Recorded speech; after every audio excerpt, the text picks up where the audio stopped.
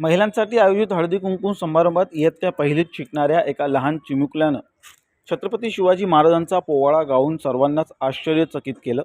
मुलाची प्रतिभा बघून शिवसेना उद्धव बाळासाहेब ठाकरे पक्षाचे कल्याण विधानसभा सहसंघटक रुपेश चंद्रकांत भोईर यांनी मुलाचा 10वी पर्यंतचा शैक्षणिक साहित्यांचा खर्च उचलण्याची जबाबदारी घेतली आहे।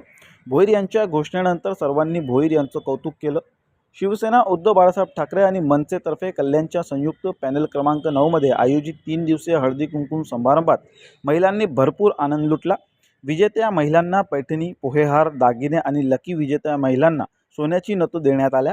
शुक्रवार ते रविवारपर्यंत आयोजित खेळ पैठणीचा कार्यक्रमाचे प्रमुख आयोजक ठाकरे गटाचे कल्याण विधानसभा सहसंघटक रुपेश भोईर आणि महिला उपशहर संघटक रुपाली भोईर होत्या, तर मनसेतर्फे उर्मिला तांबे आणि कपिल पवार सह आयोजक होते। फक्त आणि फक्त 2 दिवसाची निवडणूक असते।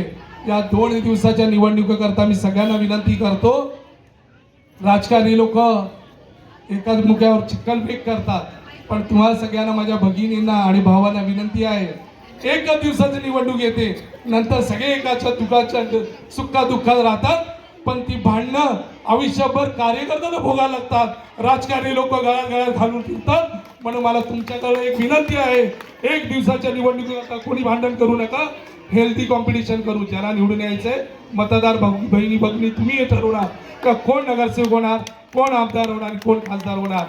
तुर्तास मी थांबतो आणि माझे 2 शब्द घेऊन माझी रजा करतो। जय हिंद, जय महाराष्ट्र।